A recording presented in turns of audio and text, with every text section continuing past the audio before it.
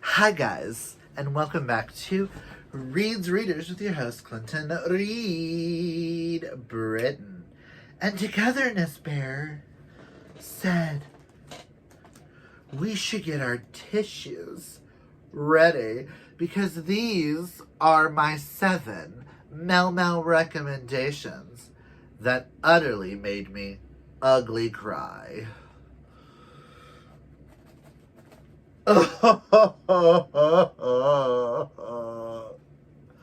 Get those tissues ready, darling. That was stupid, sorry. But like I said, I have 7 recommendations about Mel romances that legitimately made me cry. Now, one might not actually be labeled as a romance, but I'm putting it in this list because it is a romance in my eyes. And 2 in here are by the same author, but y'all understand it's me and what author makes me cry the most. So, but okay. So I saw Kaylani and a bunch of other booktubers do books that made me cry and books that made me happy. So I wanted to bring into this Mel recommendations, like series that I'm doing for the month of June. I wanted to be able to bring you guys my ugly cries. Now, these made me sob. These might not make you sob. But there's something that happened in every last one of these. Excuse me. I don't know where the burps are coming from today. Sorry, guys. But something happens in every last one of these that has made me sob, whether it's for a good thing or a bad thing, to the point where I have had people ask me if I'm physically okay, and I'm not. And actually, after each and every last one of these I've read, I literally had to step back and reflect on my life. So let's get one of the biggest ugly cries out of the way, and probably one of the most popular books on this list. But I couldn't do this list without talking about this Song of Achilles. And I wanted to show the pretty Illumicrate edition that I have by Madeline Miller. This is by far one of my favorite books of all time. I have a weird connection to Achilles and Patroclus. I always have. They've been one of my favorite Greek stories since I was a kid. I never understood why until I grew up. Yeah. Representation matters. Whether you know it or not. But this one, I was listening to the audiobook while shopping, and the lady at the cashier literally stopped me and asked me if she needed to call the cops on my lover if he has been beating me. And I went, what? I didn't realize I was crying that hard. And I also wanted to show this edition because of the quote that is right here, which truly sums up my feelings for this. And this is one of my favorite quotes of all time. And that is, I would know him in death at the end of the world. And I'm tearing up just thinking about them. If you don't know the story of Achilles and Patroclus, they are... Achilles takes part in the Battle of Troy. He's the boy that was dipped in the river Styx, but held by his ankle, and that's why we have the Achilles heel, which is our weakness, because he gets shot. Don't ask. All I know, I won't spend too much time talking about this because I know this is super popular, but I will say, and I have seen a trend, if you know the story of Achilles and Patroclus before going in, you will probably you will more than likely sob. If you don't really know them and you don't connect with them as quickly as you should at the beginning, you're probably not going to cry. But that's just what I have seen from my friends who I have convinced to read this. I also own 3 copies. We'll own a 4th soon. I own 1 less copy of this than I do Red, White, and Royal Blue, so... Now let's just get the TJ Clunes out of the way, because I never shut up about these, but the first one I want to talk about is Under the Whispering Door by TJ Klune.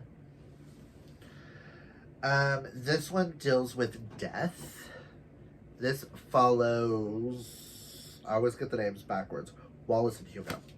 Wallace, who is a man who has passed away and doesn't understand what's going on. He is picked up by a reaper named...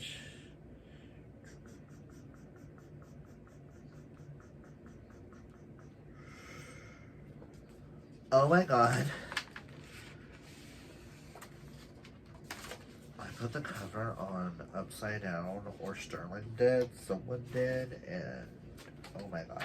I want to say the Reaper's name is Maya.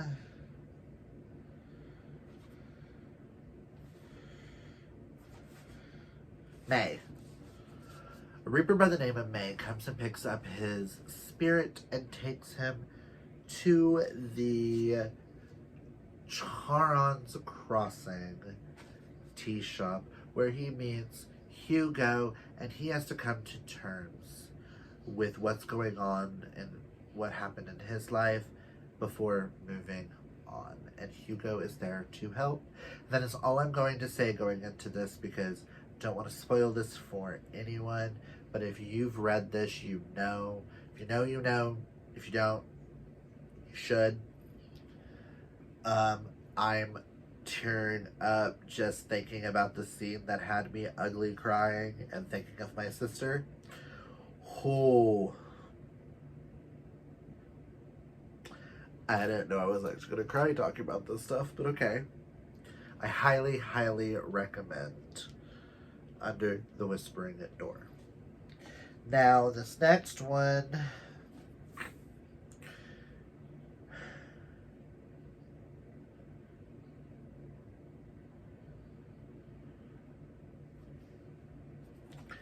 I want to talk about Brother Song, which is the final book in the Green Creek series. But I would say the entire Green Creek series, starting with Wolf Song, Raven Song, Heart Song, Brother Song, Love Song Part 2, Feral Song, all of them had me crying in some way, shape, or form.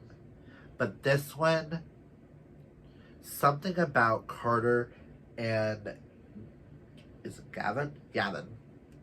Remind me so much of me and Sterling. And there is one quote that I want to read. And it's basically how I feel about my husband. And that is,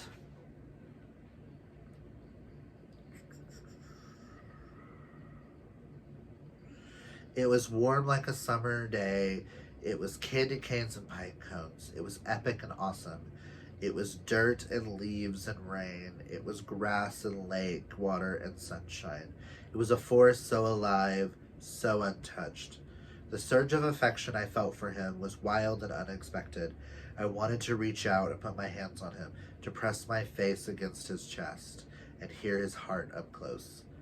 I stayed where I was, but he laughed. Oh God, he laughed.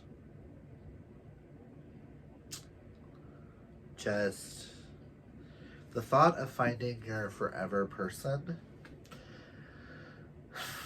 and the other things that happen in this series alone will have you sobbing. I don't know one person who's read the Green Creek series and didn't cry at all, because if you don't cry at least at one part of this series, then you have no soul, and I don't know if we can be friends.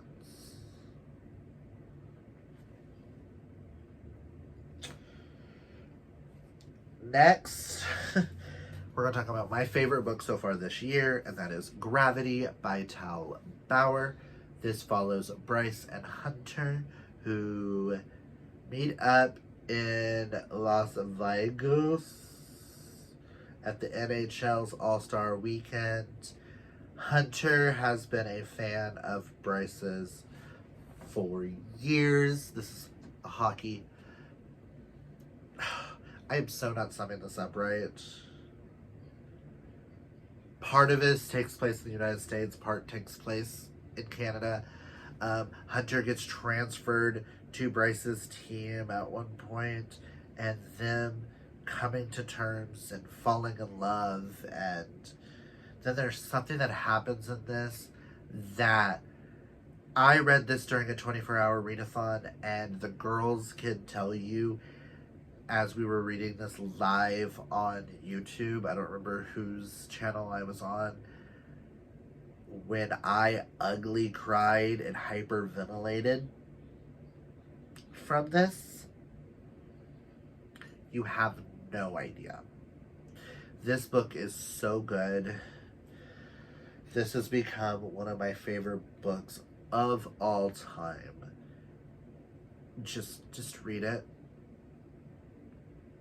Just know hockey romance and go in blind. That's what I did. Tal Bauer has a way of making these characters feel real and like they're your best friends. And I will die on any hill for Bryce and Hunter. You have no fucking idea.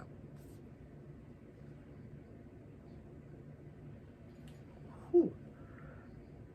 Now on to probably one of the darkest books, because the subject matters, that I've ever read, and this is one of my favorite books of this year, probably my second favorite so far. I think it goes Gravity than this. And that is Someday, Someday by Emma Scott, which I literally only picked this up because of Nikki. This is her favorite memoir romance of all time, and I fully understand why. This follows Max and Silas, who both have gone through so much in their lives. They meet at an AA meeting for addictions. Oh, it's not AA because they're not alcoholics. They're addicted to drugs. I forgot what it's called. Drug Addicts Anonymous. And the things you learn about each one's life. About how Max was kicked out at a young age and had to turn to prostitution, to drugs, to everything. And then I do remember there's an officer who helps save him. 10 years later, he's an advocate of helping others. He's a nurse. He has turned his entire life around. And then enters Silas, the son of a billionaire who is in line to be the sole heir and the fortune of this entire business. And he is quote unquote the perfect son, but not really, who was sent to a conversion camp when he was young. And it takes these two characters to come together to show each other how much love can truly conquer all, and that someday they will be happy. And how long would you wait for love? And this book absolutely destroyed me in the best possible way, and I plan on rereading it soon. I feel like both of these need a reread, and I need a good cry. Next, we have Trailer Park Trickster by David R. Slayton, Book 2 in the Adam Binder series. Book 1 is White Trash Warlock. Book 3 is Deadbeat Druid. The series follows Adam Binder, who is a warlock of sorts who is hunting down his father to ultimately kill him. And he gets soul-bounded to Vic, who ends up getting turned into a Reaper, who's also an officer. That's all I'm gonna say. Go into it from that. Because this shit is fucking crazy. Book 1 takes mostly place in Chicago. Book 2 takes mostly place in Guthrie, Oklahoma. And something happens towards the end of this that I was devastated and I was scared to go into the next one. Just, that's all I'm going to leave that up to. And then I'm going to end on the one which I cry the most ugliest tears with, besides Red, White, and Royal Blue. This and that one are the two that I cry ugly tears out of happiness for, and this is one of the most popular books on any of these recommendations, and I couldn't do an ugly cry video and not mention Luke and Oliver, and that is Boyfriend Material. I will say I did ugly cry at Husband Material, but that was because that book was horrible and should not have been written. I really want to get the Illumicrate editions of Boyfriend and Husband Material so I can own them. I might have to order those for myself just because how much this book means to me. Was my first taste into fake dating, which is one of my all-time favorite tropes. This was the second adult Mel romance I think I had ever read. I read Red, Red, Royal Blue first, then I read this and was hooked and finally felt myself seen. This and Red, White, and Royal Blue has always held special places and will always be one of my favorite books of all time. I really need those Illumicrate editions. As long as they're still available, I am ordering those on payday. I don't fucking care. Figure it out. Because I need those next to my Illumicrate editions of Casey McQuestion's. But yeah. If you don't know what Boyfriend Material is about, it follows Luke and Oliver. Luke is the son of a famous rock star who needs to straighten up his image. He's a little too one of those wild and crazy gay people, and his boss is afraid that because he works for a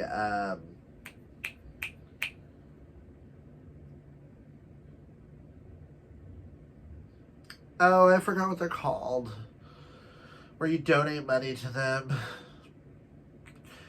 but that you're donating money to save dung beetles organization. It's what Luke works for and needs to straighten up his image, and enters Oliver, who needs a date to his sister's wedding. And they couldn't be more opposite, yet they couldn't go together more than I think I would ever know. This could also go on my happy list, but I ugly cry because how happy this makes me. And I'm just tearing up. And this is definitely getting reread in July along with Red, White, and Royal Blue. And those are my, let me grab them.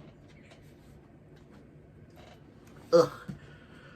Those are 7 Mel romances that have devastated my soul, destroyed them, and put them all back together in the best possiblest way.